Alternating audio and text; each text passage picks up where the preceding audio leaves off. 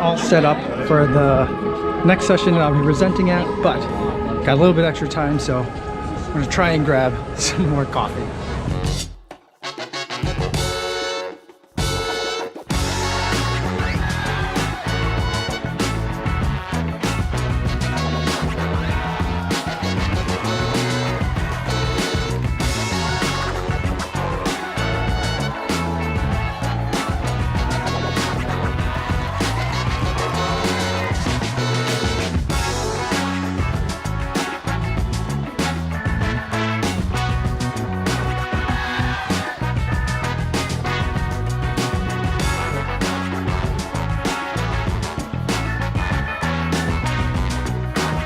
Just finished my last session for the day. I think it went well. I hope it went well.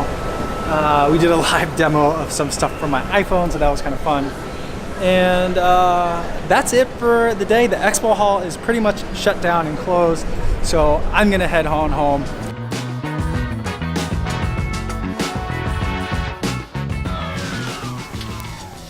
All right, so we are back at the office after a successful ABA Tech Show. This was my first time presenting at an ABA Tech Show, so I'm super excited about that. I think all the sessions went really well. I had a great time presenting, and I will have to say that, and I'm not just saying this because I really want to get invited back next year, but of all the different CLE conferences and places that I've presented at, I liked working with the people at ABA Tech Show the most. And because a lot of other CLE seminars that I go to require you to submit your slides like a week in advance. And that's just really, I know that sometimes there's technical reasons for that, like in a webinar, but sometimes it's just they want to make sure that you're doing your work ahead of time and they're kind of micromanaging you a little bit. And I really don't appreciate that, especially because as I'm rehearsing, I'm always wanting to tweak my slides, even up to the last minute.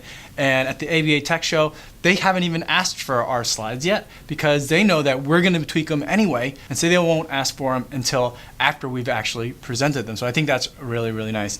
Plus, everyone I was able to co-present with were just absolutely phenomenal speakers in their own rights. Each of them could have done the entire presentations by themselves. They didn't need me, but I was definitely very happy to participate.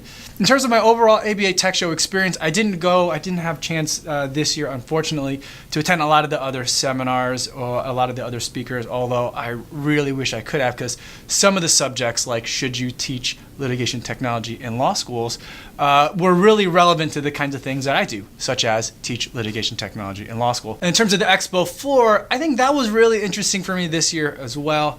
And the usual kind of things were there that you see every year: practice management, remote reception, all those kinds of things, which are really great for a lot of other people, but I'm not a traditional law practice. I'm a litigation consultant. I'm very concerned with a very small segment of the legal world, and that's trials. And so there's usually not a lot that's there for me. The big notable company that was not there this year was Trialpad.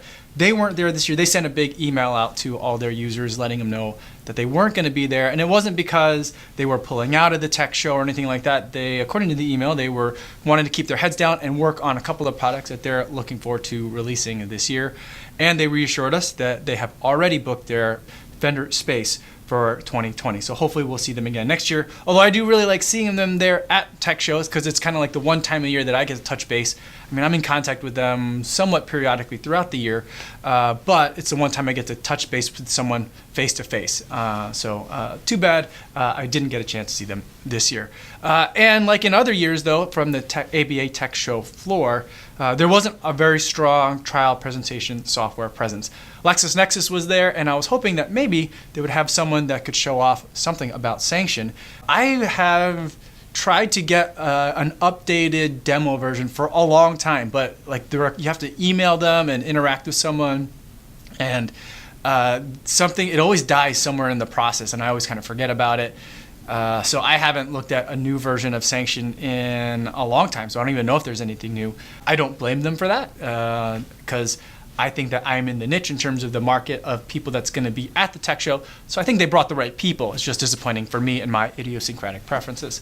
And like in most years, iPro wasn't there, or trial director wasn't there, which I didn't expect them to be there. And I did just sign up to go to their, I think they're calling it the iPro Techshow now and not iPro Innovation. So I will be out there in Arizona. Again, I went for my first time last year, had a really great time, and I'm gonna go again this year. I've signed up for it. Whether something comes up in the schedule that prevents me from going, I hope, fingers crossed, that I'll still be able to go. Because after all, I am a hot seater first. So sometimes client work gets in the way of some of the other fun stuff that I like to do. But hopefully I'll be able to go do that. They weren't there, and neither was OnQ. I'm hoping that sometime I get to meet some more people from OnQ in person. I've talked to a lot of people that work with that software, but I haven't met anyone yet. So hopefully that'll happen sometime soon at a convention or some other sort of meetup. But all that aside, I'll talk about some booths that I thought were interesting. One was Trialpad. Now there was this like row in the back of like single booths, not even booths, like kiosks. And I guess an opportunity for smaller vendors, smaller startups to get the word out. And one of the ones that was there was Trialpad. It's a timeline, like a timeline generator. I'm always looking at those. I'm always super curious as to what's out there. We do make a lot of custom timelines in-house, but we always get requests from our clients. Is there something that I can just put in some information and get a nice timeline that I could use in court? And I always kind of hem and haw whenever that request comes in, not because I'm worried about losing the revenue. I mean, I'm a hot seater that trains people on Trialpad, so I'm not worried about like cannibalizing the business or anything like that. What works for you is what works for me, and then the business will adapt and evolve as it needs. But in terms of timeline visualization software, I always have a hard time with it because the more complicated, or i.e. the more real life a timeline is, the harder it is to get timeline visualization software to kind of do what you want it to do. Usually it's just get to be a little bit limiting at a certain point, and I always am very skeptical of timeline software. There's been a couple that I've liked in the past, nothing that I've been like telling my clients, hey, use this for like maybe your smaller cases, more straightforward, trip and fall, fender bender, those kinds of cases you can use these. But you know, there's always something that's kind of missing. It ends up with something where everything's really jumbled and you can't really tell what's going on, or something where everything's really far spread apart and you're losing a sense of context. And so I wanted to talk to those guys, but kudos to them. They were super busy, and I also have really bad luck at expos. Maybe it's because I'm always carrying a camera around, but no one ever really wants to talk to me. So I had a hard time trying to get in touch with them. So I'm going to follow up with them, see if I can demo that software, and if it works out, show it to you guys.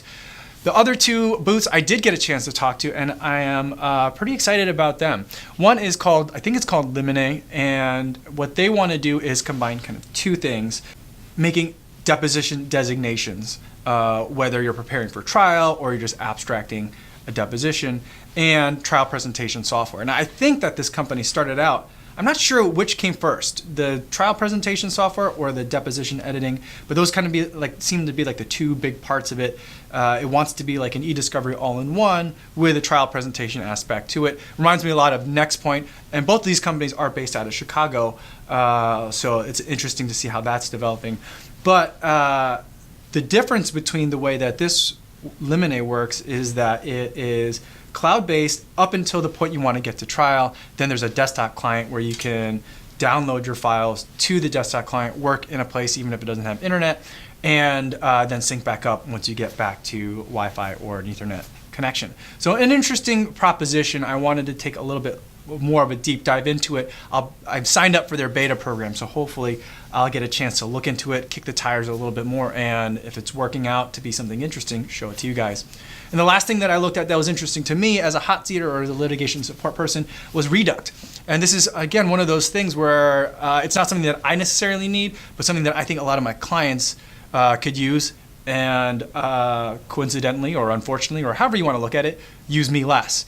And Reduct, what they do is they take video, any video. It doesn't have to be deposition video. It could be a Snapchat video, Facebook video, or something that you've gotten off of a newscast.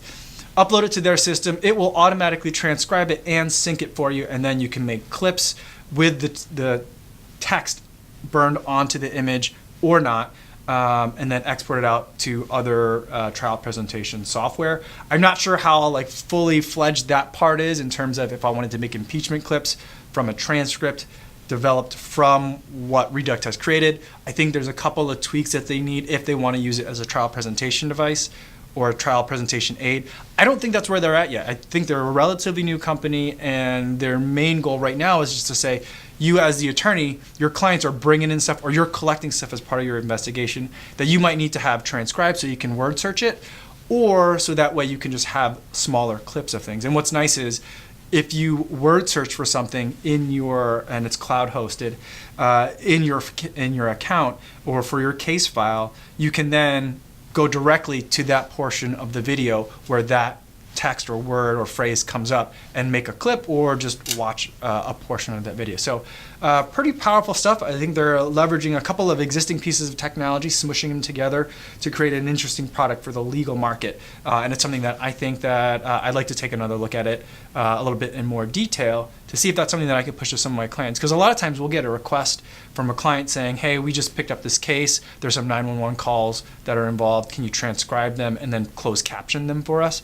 That's something that I think we could easily send to, or refer them to something like Reduct, where they could do it themselves and not have to necessarily involve us. And although we love getting calls from our clients, the earlier the better, and we like to be involved in all phases of the litigation. But so something I'll definitely be taking another look at to see if that's what we're talking about. So kind of a roadmap for some future videos that I hope that I'll be able to make as I follow up some of these vendors now that a little bit of the ABA Techshow hangover has started to pass. If you have any questions, that's it in terms of, and so that's it in terms of my overall thoughts and impressions from the Techshow. Overall, I had a lot of fun. It was great. If you have any questions about it, I'd love to talk to you about it more in the comments. That's all I have for today. Thanks so much for watching, and I'll see you guys in the next video.